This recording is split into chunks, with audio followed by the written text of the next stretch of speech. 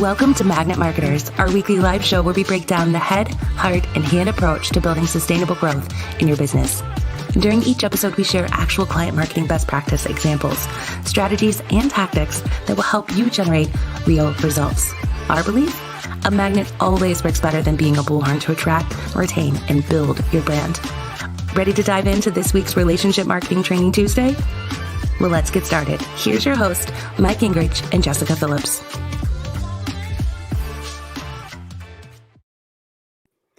Yay. Hello, and welcome everyone to this week Training Tuesday Live. We are magnet marketers. Our goal is always to help you become a magnet with your marketing versus being a bullhorn. And today it's myself as the host, but I do have a special guest that I'll be introducing here in just a moment that you definitely want to stick around for, because she is just a wealth of both great information and great energy. So you definitely want to stick around for that. But today, we're going to be diving into how to position yourself as an industry expert using social media. So how to really stand out amongst that sea of sameness, sea of samesies, as I like to call it, really positioning yourself as that expert. But before I introduce our lovely guest, if we've not met before, hello, my name is Jessica Phillips with Now Marketing Group in the Relationship Marketing System, where my goal is to help you love more, give more, and be more through the art of authentic relating. And our guest today, I have the pleasure to introduce her. We had the great time to chat onto Agora Pulse's summit that they were doing. Actually, they had a quick chat afterward, then we did a Clubhouse chat, and this woman is a wealth of information. But just official kind of background to her is Candace is the expert authority content coach and creative director with over 10 years in event planning industry. Candace is known for creating and curating memorable social experiences for clients, and she took the her logistic skills, project management, and creativity gained from the event industry and evolved and created CD Creative Loft, helping female coaches, consultants, and done-for-you service-based professionals position themselves as expert authorities in their industry by leveraging brand images, strategic social media content, and marketing. Hello. How are you doing today? I'm doing great. How are you doing? I am doing good. I know we were talking beforehand and just talking about how long it seems since we chatted, but also it seems like yesterday. I don't know, Literally. Time flies when you're living in this world, I think. Right. But yeah, so I'm excited to dive into this talk and just your background and how you show up on social and how others can do the same. And as we dive into this, I want to ask all of you listening in today, let us know what you feel is the number one tip for people leading on social media to kind of show up in the expert opinion, or maybe you have a question for Candace as well. But Candace, I would love for you to share just a little bit about your background and what made you really passionate about this. Yeah. So thank you for having me, Jessica. So excited to be here. Loved your energy when we first met. So I'm loving the fact that we get to be here today. But so my background is really, let's see. I have a past of being an event planner. So I had 11 years as an event planner and loved it. But it was something else that was calling me to do. And I realized, you know what, I need to figure out how to make that pivot. And so after doing, event planning for 11 years, I knew that there was something else. And I figured I want to do creative directing. I want to help female entrepreneurs really put their best foot forward in their brand photos, because that's a part of marketing, right? There's power in an image. Sometimes a image can say something more than what our words can say, and we don't always realize that. And so I was like, I think that I could really help kind of take the same, things that I've learned as an event planner, logistics, details, but now instead of building events, I'm building photo shoots, but brand photo shoots more specifically. What I realize is that I've got to pivot though. And in order to pivot, I've got to be able to market myself as this new thing, because of course the title that everyone was used to was event planner, but now I'm moving spaces and doing something new. But how do I do that? And so that's how social media became super helpful in that transition for me, because I was able to showcase what I know, which is something we couldn't do years ago, right? Even when I started event planning, we didn't have the social media that we have today. So as a creative director, I was able to show my photo shoots in real time.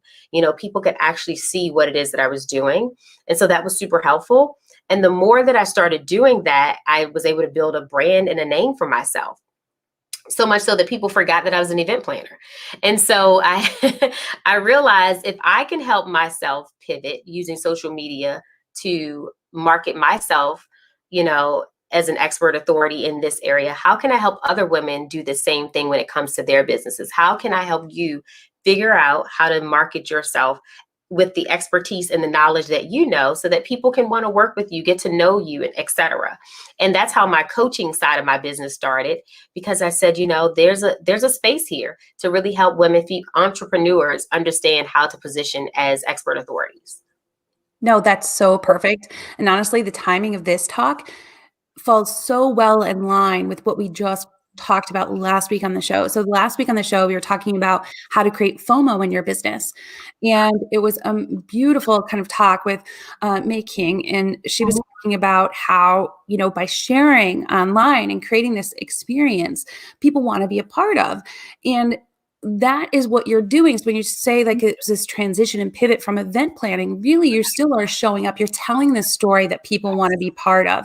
And where we are filling in the blanks, that quote, as picture speaks 1,000 words, that is a big part of it. And if we think about this as where influencers have grown, they're growing because of the images and what they're portraying online. And I want to share this one quick stat that I found just crazy, if I can find it again, because I don't want to misquote it, but it was that 96% of all B2B companies want more industry thought leadership type content that is being created that requires this kind of storytelling approach to it. Wow. Especially today. And that was just done in 2020, that brands are kind of striving for that because, as you just mentioned, what's going to make you stand out? And you became known and people started forgetting that, not even remembering they were doing the event planning, because now you're telling the story and that's the storyline that makes us feel something. And we're connected to that. So brands are wanting that in order to stand out. And how can they do it for themselves versus maybe paying an influencer to just pose with that thing or mention them or whatever, when it really is creating this content. So super smart, super beautiful. And I love that you listened to that intuition. That's a big part. So, yes, absolutely. I had to. I knew it was just a shift that was happening. And, things like seasons happen. Sometimes we have to give ourselves permission to be like, no one said, I didn't go into business to have to be the same thing for the rest of my life. I did this so that the gift can always keep giving, but the gift is going to come out in various talents. So whether that's through event planning or through creative directing or through coaching, the gift doesn't change, just the form of how I'm doing it will. And so, when you go into business for yourself, why do we go into business and we operate in these boxes? It's like left whatever corporate or 9 to 5 and all of that so that you could be able to have the freedom to build the business that you wanted. Yeah. No, that's beautiful. And you are coaching on something that you yourself have already done. You used it on yourself. You're just taking that same lessons learned, strategies built, right? Best practices proven, and showing others how to do it, which is powerful because too often, sometimes we see, some of the opposite to be true. I heard, I learned, or I can speak about, but you're doing it. So I would love to learn some of those lessons that maybe you went through, or best practices or things that we should be aware of when we're trying to show up and show our expertise. What does it really take and what goes into that? Yeah. So, the first thing, honestly, that I always tell people is people don't know what they don't know. Right. And so you have to get out of your own head of feeling like, well, I don't want to seem like I'm bragging on myself. But if you have these years of experience, if you've got this education, you've invested in these courses and programs, you've gone through the process yourself, that's not bragging, that's making it known of what you know. And so you've got to change your mindset first to not look at yourself oftentimes I say a lot of times women are, we kind of hide our wings. We don't want to seem like we're boasting or we don't want to seem like we're bragging, but it's like, Why is that a bad thing? Like, no one wants to work with someone that they don't feel like has a level of expertise or knowledge. Like, you don't go to a doctor that's just okay, right? You want to go to the doctor that's the best. So people need to know that you're not just okay. Like, you're the best at this. This is what you do. This is what you know. So the first thing is changing your mindset to not limit yourself to feel like I can't share who I am or what it is, because you'd be surprised. That's the stuff that people want to know. People are like, oh my gosh, I had no idea, like, what, in your former life you were an astronaut too? Like, how amazing is that? And anything that's going to add value or validity to what it is that you currently do is important. That first thing that you just said, just to touch on that, because that's real, right? Like, and I feel as if, and I've struggled with this, all transparency myself, feeling like I don't want to put something out there and be like, oh, I'm constantly like cheering for myself. Right. Because you feel as if, like, it's like the same thing when somebody compliments a woman, which I'm learning that too. It's kind of like, oh no, it's just whatever, you're beautiful, and you try to push it back on someone else, right? But I've had to try to train myself, and maybe you have a best practice with this, that some people aren't your people, and it's okay, that you should only focus on the people that are your people when you are showing up and sharing that expertise. But it's so much easier said than done, because you do still feel like, oh my God, are people going to think I'm thinking I'm too good or whatever if I share this? Yeah, no, it's totally true. Like, that's human nature, I think, to just feel like, oh my gosh, are people going to be looking at me a certain way? But we have to understand, when we go on social media, when we put ourselves out there, that's a part of, it's like, it comes with the job. It's like every job has its highs and lows. This is a part of the job. This is one of those things that comes with the territory. You don't ask for it, you don't want it, but you have to go into it knowing that, here's the thing, I can either focus on the who nots, the who is not loving me or not appreciating me, or I can focus on the who are.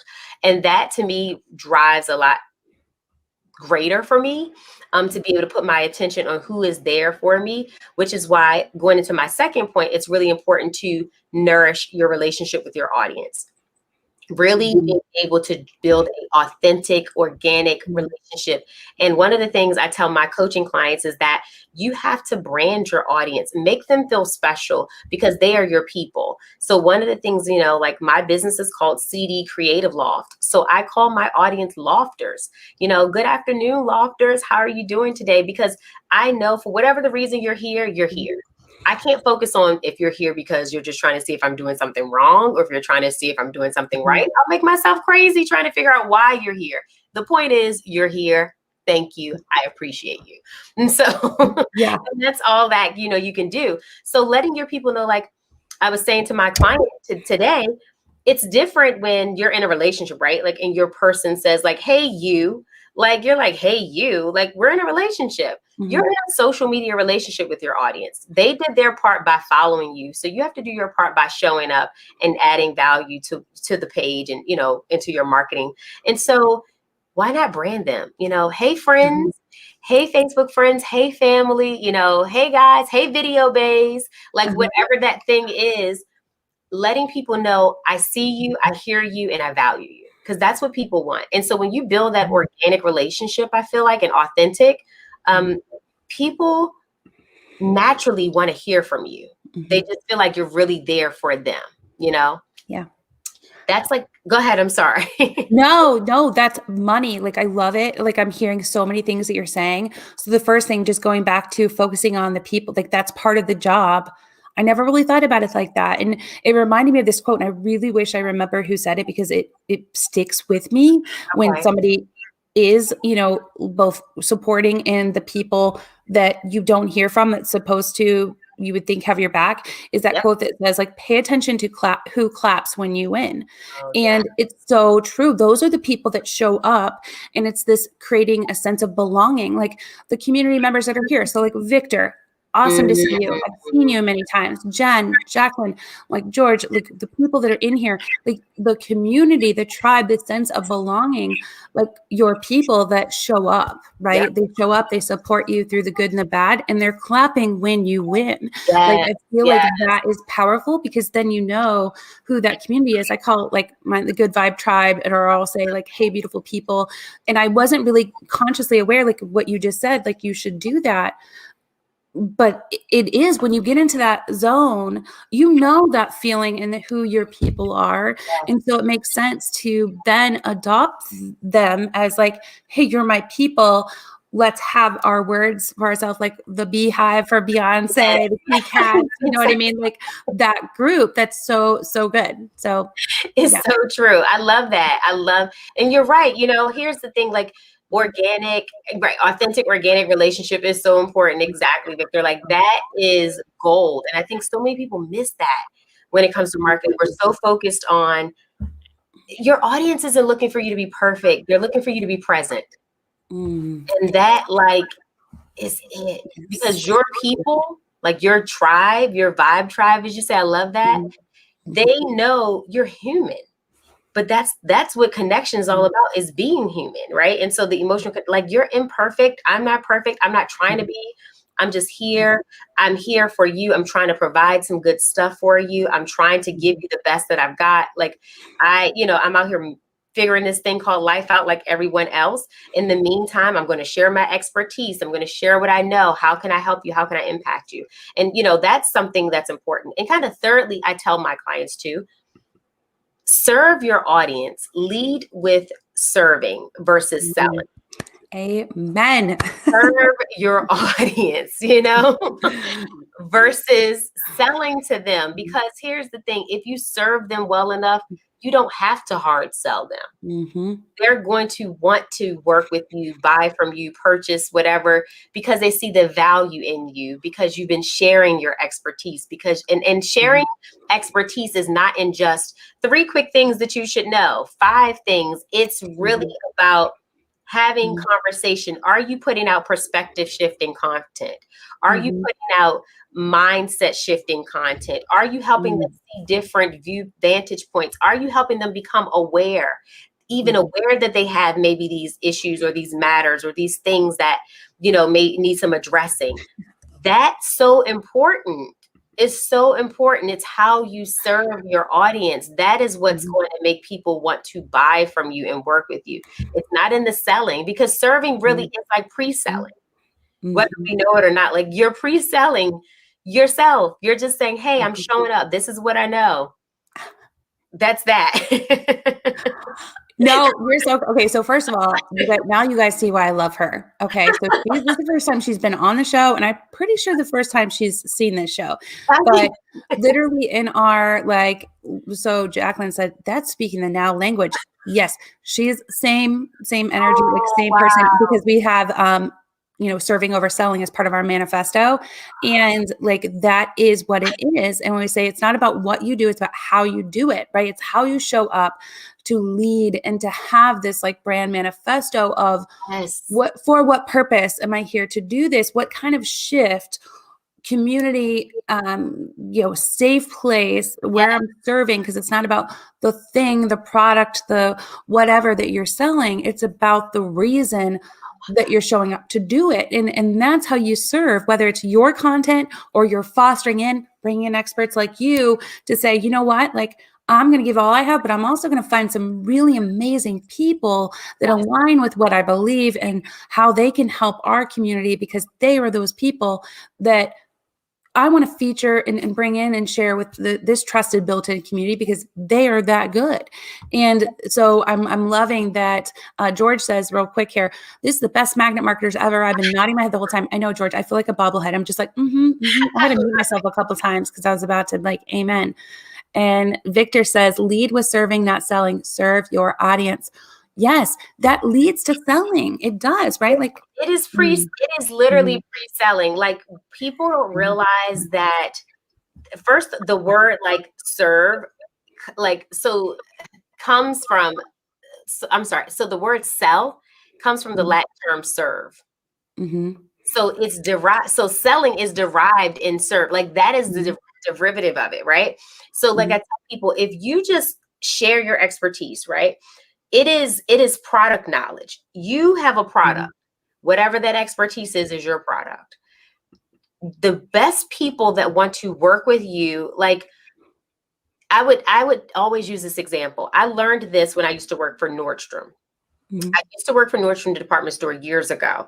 And one of the things I realized is that the clients or the customers that I was able to sell to the best were the ones that I shared my product knowledge with versus just trying to sell them something. So if a woman came into my department at the time was Women's Active and she was telling me she's a tennis player. So I'm going to listen to her, what she's telling me, like, I play tennis. You know, I'm out there 5 days a week, but when I'm out there, I tend to sweat a lot and I sweat in these areas, et cetera, right? So I'm listening. This is what she's saying. So I'm like, oh my gosh, that's so, I know how crazy that can be. We actually have like these new sweat tennis skirts that came in and they're built in with these sweat guards. The sweat guards are really great for people who are like thicker thighs. And so I'm just telling her what I know.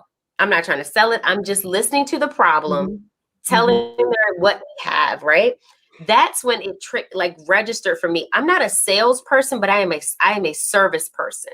So I know how to service people. I know how to get them what they need by serving them. And that is going to lead to the sell. That was gold. And it's the same thing I've applied throughout my business life in general. So good. That's so good. Honestly, and that's a story. It's very similar. Like we have very similar backgrounds. Mine was at Verizon and I worked at customer service and we were expected to have a sales quota in service. And these people are like, their phone's broke, their bill's wrong, like they're ticked off, right? And then we're supposed to sell them something. I'm like, I'm not going to focus on that. I'm just going to listen 100%, find out what's going on. And they may not buy that one time that they're in there, but they're going to build that trust because I listened to them. I helped fix their problem or solve that issue. And then they continue to come back. It builds that rapport. Like you said, showing up with relationship, right? And that's how I grew from customer service rep to sales rep to then taking that same thing, discovery process, just asking a ton of questions. Because this was in the day when we were supposed to sell data and phone photos and text, and everybody was like, I don't need my phone to do that. That's ridiculous. I just need my phone to make phone calls. Now it's completely shifted. In that day, it was like unheard of. They were like, that's just crazy. Why would I need my phone to do that?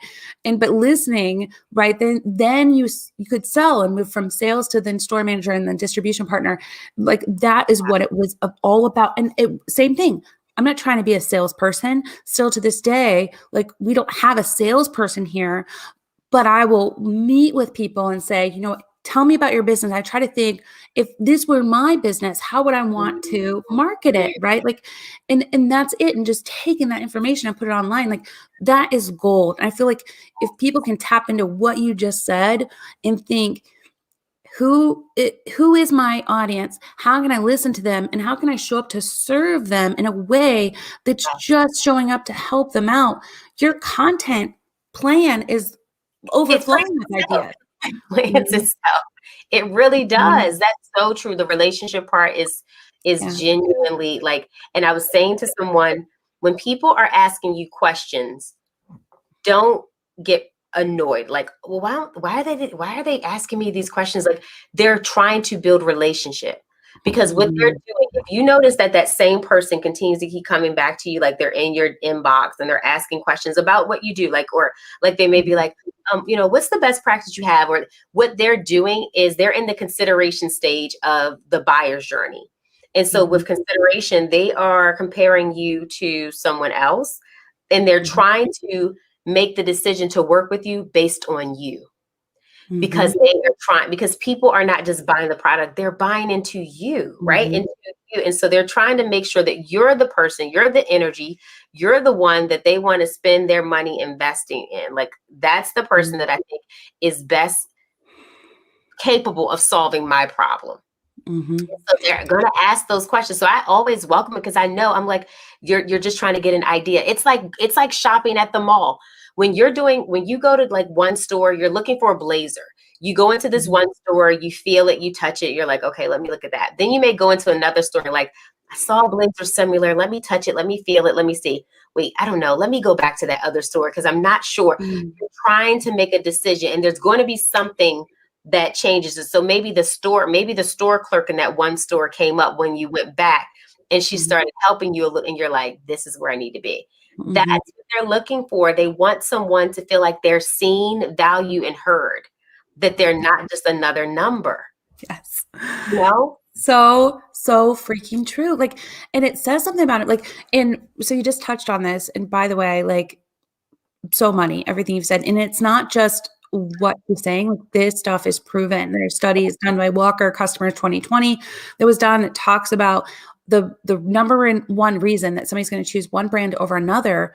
And this all started actually in 2020, where this shift was being made, was all about the experience, and experience being that verb, how you make people feel, and making them feel through how you're showing up to serve, Yes. how you're showing up just to visually, and then what you're doing during this process and beyond of somebody on their journey, whether they're currently becoming a lead, if you will, to a customer. It's not a sales funnel anymore. It's like this flywheel of momentum that we have to be focused on serving the whole time and building that rapport.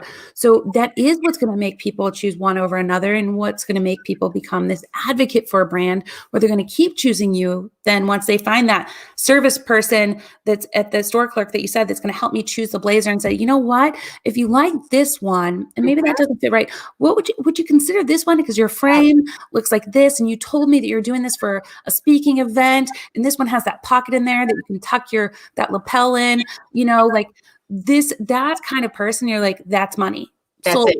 you know. Sold. Like, I'm Mhm. done. I don't have to go. Yeah. It is the reason I go to Chick-fil-A, right? Like, because the customer experience, and we neglect to understand, like, they are literally buying into you. Exactly. Like, the whole customer Mhm. experience is so important, and we forget that. I'm like, the buyer's journey is awareness. So your Mhm. content, your marketing, your serving should be helping them become aware of two things: Mhm. aware of you, that you exist, of course, right? You have this expertise, but also aware of their own issues and matters that your expertise can help with. And Mhm. so that's there, and then secondary, it's like, now they're aware. Now we've got to go through this consideration phase. Now they're going to start considering you, which is AKA comparing you to others. And Mhm. that's where the engagement part is so pivotal. Like, that's where Mhm. the relationship is so important, because this is how they're making that decision to finally get to that last stage, which is the decision stage. Like, you Mhm. are the one, you're the person that I want to go with, versus, company A. I think company B is it because of these things. And so if we realize that when we're putting out this content, that we shouldn't be focusing so much on the views, but we should be focusing on the value, right? Like, Mhm. it doesn't matter. Like, yes, views are important, insights, all of those things are great. But if you're leading with thinking about views, you're not leading with thinking about value, and then therefore you're not serving your audience. Oh Just my God. period. So freaking true. Like, I'm gonna send you this presentation that that you and I, like, so aligned. I love it. I love it. This is like meant to be, and it's like fueling me up right now, because it's like absolutely, like, stop counting likes, count the conversations in Oh, the I love community, that. right? Like, that you have in place of just focusing on that. 'Cause, like, as you mentioned, kind of bringing it 360 here on knowing what to show up with and create, is that you're creating it for a specific person, that your community, your whatever you call them, the good vibe tribe, the what's your community Lofters, name? yeah, the lofters, right? Like, Yeah, those people. those people, that's who you're creating it for. And you're not worried about how many likes, like, do I have my people in there having conversation and getting value? Because then I know it's resonating and driving people through this journey Yes, of the buyer's journey. So freaking powerful. So I can't believe, like, I know. time's flying by already. I can't believe it. But if we had to leave people with, because we still have some fun questions, I want you Okay, to stick good. Yeah, around for this. But if we had to tell people or brands when they're working with you, if you talk with them and they start this process with you, what is the first thing that you tell them to get started with, to kind of shift this mindset to almost a relationship marketing mindset? one of the first things I tell them is to, like, believe it or not, is like, focus on the people who are there. Like, because so much of what we do, we think it's all about the content and the market. It really is about us, right? It's the resistance within us. I'm like, so first things first is please stop focusing on the unfollows. Stop focusing stop focusing on the do nots. Focus on the do. There are people who are here, and it is your responsibility in that funnel the funnel has all these kind of people up here, right? It's your responsibility to get them down the tunnel, to get those people who are there for you down the tunnel so they can get what they need. So I tell people, stop focusing on what's not. Don't focus on that. Just focus. Well, what if people are, it doesn't matter. It doesn't matter. If there's no way for you to figure that out anyway, like you will never know. So that's the first thing that I always tell people is please, please, please pay more attention to the people that are there, the consistent ones. Because there's a band of people that are always consistent. I don't care. Whenever you go live, whenever you drop a product, like they're always engaging, they're always talking. Like if that's the people that are there, act as if you have 10,000 more of them, right? Like focus on them. Take those 5 that are always present and multiply that times whatever number you need in order to feel like that's what you have. Because here's the thing, it may be 5 consistent people, but those 5 people may have followings that are larger than what you know. And so you're impacting this one person, but now they're going to take your content and share it with their community. So that's helping to build your brand visibility in different ways than you could ever do it. So I'm just like, don't focus on the stuff you can't control, essentially. Yeah. That's so good. Yeah, because you're right. Like if they're engaging with it, they may have a trusted built-in audience. Now they're introducing you. So good. And they may not, because you may say, well, what about their online? They only have 500 followers, but do you know if they don't have an email subscribers list? They may have, you are seeing a small percentage of what you don't know what they have. Maybe they have 500 because they just started this page, or maybe that's it.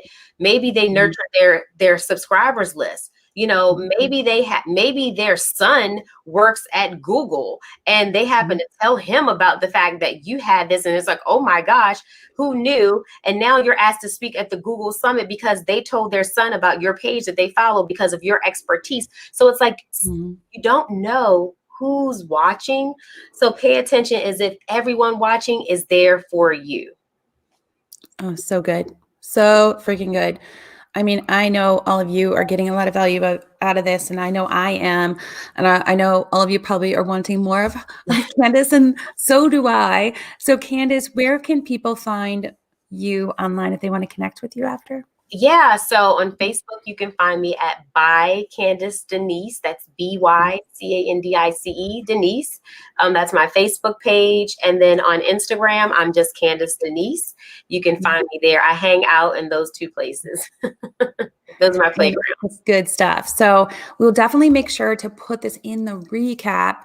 And as well, if you want to get a recap of the blog, you can simply type recap in the comments. We're going to be taking all of Candace's goodness, put it into a blog post along with the links for you to connect with her. Type recap in the comments. You'll be greeted with a way to sign up for that email. So one last question for you, Denise. And again, thank you so much for your time. But what is the best piece of advice that you have received so far? Oh my gosh. So many pieces. Like, oh gosh. So something that has always stuck with me, I guess, since I was younger, my grandmother told me. And so is this is this personal or business? Let me make sure. Anything, like any piece of advice that you've received that you're like, that sticks with me and that's guides me. Yeah. It guides me. So I would say she always told me when I was younger, don't let anyone turn your brown eyes blue.